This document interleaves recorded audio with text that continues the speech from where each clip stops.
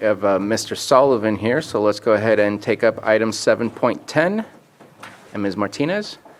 Consideration of the distribution of excess proceeds in the amount of $1,346,589.30 from tax defaulted tax sale number 160, held May 27, 2022, per R&T Code 4675. Mr. Sullivan. Good morning, Board. Thank you for the opportunity to present this today. I'm going to turn this presentation over to Assistant Treasurer Tax Collector Liz Martinez. She managed these claims and prepared this report. Good morning, Board. So we're coming to the Board today to, we have reviewed these claims that were submitted for tax sale 160. So we're just here to get your approval to distribute these funds. So 880,000 are actual claims that will be going out to people who have a legal interest in these properties that were sold. The remaining amount will actually be transferred to the general fund as unclaimed excess proceeds.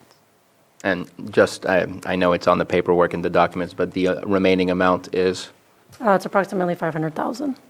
Thank you very much. Any comments or questions regarding this? Yes. Vice Chair? Yes, just a question about excess proceeds. I think you all have been approached by some HOAs or POAs in this manner. I just wanted to see if there's a way, if there's something that we need to identify that these agencies do moving forward to get the amount that they're asking for, or if you have any comment on some of that dialogue that's taken place. So some of the issues that maybe have come up with HOAs and private agencies is that they're not filing liens. So in order for these excess proceeds to be claimed, they have to have a lien recorded prior to the sale of the properties. So they need to have a lien filed with the county? Correct. Okay. It has to be recorded with the county recorder's office. So if they file their lien internally or something, you're not, the county doesn't recognize that. So maybe that's what happened in these other situations, or? Yeah. I'm sorry, I don't know if there's a specific one. Oh, I think it's Double Eagle as one of them, a Double Eagle. Oh, correct. Yeah, so there was no lien recorded for that. Okay. And I did talk to them about that. So I did explain to them the process going forward, what they would need to do in order to file those claims, to be able to be eligible to file. And I would say that's a continual issue, a continuing issue with a lot of these claims, is that there are people who believe there's money owed to them, but prior to the tax sale, they have not gone to court and been awarded a judgment, or they haven't recorded any kind of formal lien. So they have evidence, perhaps, that they believe someone owes them the money and that they seek to claim it from that property, but they've never taken those additional steps. And I think sometimes people think what they've done is enough, but it isn't. And where we can, we've definitely tried to let people know what we're looking for so that in the future they can fix it. And the HOAs, I have done some additional outreach with Hidden Valley, for instance, just to help clarify some things. Thank you for doing that. I think the continued, just education and dialogue will help. And if I'll come touch base with you, so because I have quite a bit in mind. I think we all have HOAs and POAs. We can probably do some of these at the advisory committees or whatever, things like that, so we can ensure they know what to do before they come forward, and not miss out on this money, because I know they all have these issues in their POAs where they're not able to collect. So. Yeah, and one of the things to clarify, so we have to hold these excess proceeds for a year, and then we review the claims. So what's unfortunate about that is at that time when we know that there's nothing recorded, they can't then go to the recorder's office and record because it's already been after the sale. Okay. Yeah. Any other comments or questions? I do think that there are some other situations that make it even more, that can make it difficult to understand the process, especially when you have a reduced amount because it's the second time that you're putting the property on the tax sale, where you're not putting all of the liens or all of the direct charges or all of the back taxes and fees and so on and so forth. That reduction, I think there, please correct me, there's an order of who gets to get claims first, and there's an order of who is going to receive, and then there's what's left over. Can you please? So there's a priority. So whoever records basically the lien first gets first priority, and then if there's anything left over, we go to the next person and so on. Then it could be the previous owner if there's anything left. And so when we reduce on the second time around of going on a tax auction, it may eliminate some folks at the bottom of the list because those at the top who claim first might only get what was available. Well, typically with the deficit sale, you're not going to have excess proceeds. Or you may not have anything to claim. Exactly. So that's usually not an issue with regards to that. There's usually not. So it has to be more than $150. And if it's a deficit sale, you're not going to have excess proceeds to distribute. Yeah, no, there's definitely, and I agree with my colleague, the education of it. There's so many different scenarios. What I do want to share is the appreciation of your timeline.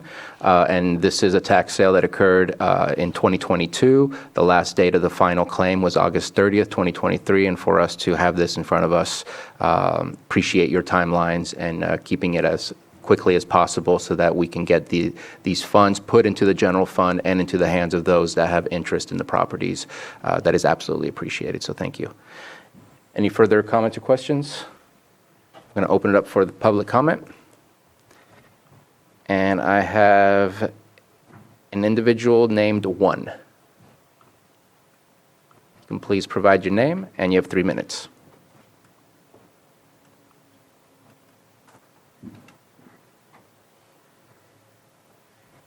Can you hear me? We can hear you. All right. Thank you, Mr. Chair. My name is Angela Amaral. I'm calling from Double Eagle Ranch. And yes, so Double Eagle Ranch feels that we did our due diligence before the tax auction in 2022. We verified that we had a lien prior to the tax auction. We checked with the tax collector.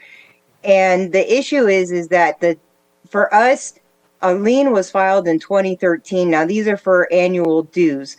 So they accrue every year. So we went and verified with the tax collector's office if we needed to file a new lien. We were told that we didn't, that at the end of the tax auction, we would just file a claim for excess proceeds, which we did. Now, the other concern is that liens on tax defaulted properties, when they go up for auction, the opening bid amount is just what's owed to the county, which I understand, but it blocks people that have liens from being able to be included in that. Now, when a property sells at an auction, all the liens get wiped from the property, and we lose out on being able to collect those once it goes through the auction process. So if we can get some clarification on how we can avoid this in the future. From what I'm understanding at this point, it has to be a current lien at the time of the auction.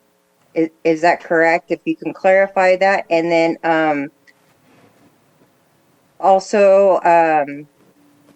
yeah, I guess that would be it. If we can just get some clarification on what we need to do to make sure that this does not happen again, because we're losing almost $4,000 in this tax auction because of this. So thank you. Thank you for your comment, Mr. Sullivan or Ms. Martinez, if you want to respond. Yeah, I think an important point to highlight is that the tax sale, the auction process is typically the sale of last resort. It's likely the process everyone should seek to avoid when doing this. If a private party sale can occur, that's often preferable. The tax sale has different considerations. Even the deed that's produced at the end is often, that tax deed represents a problem for future financing. A lot of lenders won't work with them. So one thought is that often interested parties seek other outcomes before the sale occurs. HOAs have the ability to do foreclosures on their own and go after those proceeds before it gets to us. They could foreclose on the property rather than it going to the tax sale. Just traditionally, tax sales often produce the lowest amount of proceeds. It's a deeply discounted price. It's cash offers with that potential cloud over the title. So typically, this is the type of sale that is going to produce the lowest amount of revenue. So if someone has liens on a property and really wants to protect them, I would often advise not to let it get to the tax sale. They may want to take action beforehand. The other issue I'd say is many of the properties we have, especially in outlying areas, there can be liens from HOAs on it. There can be code enforcement fines. Often the number of liens and the amount of money at stake there is already more than the value of property, even in a standard foreclosure or even in an arm's length transaction for a sale. So I think it's just once this debt piles up, the odds of everyone getting their money are just a lot lower. And I don't know if Ms. Martinez, you have anything to add? No, Okay. that's good. Thank you for that. I see no other hands up. Did you? No, I see no further hands up. Nobody in the chamber coming up to the microphone, so I'm going to close public comment. Any comments or questions from board members? And if we're ready, take action.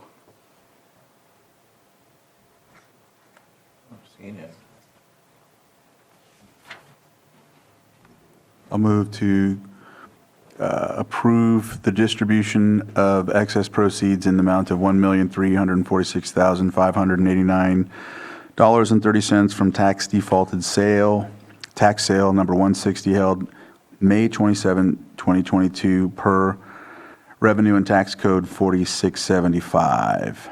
Second. We have a motion and a second. All in favor? Aye. Aye. Aye. Any opposed? Motion carries. Thank you very much. Thank you.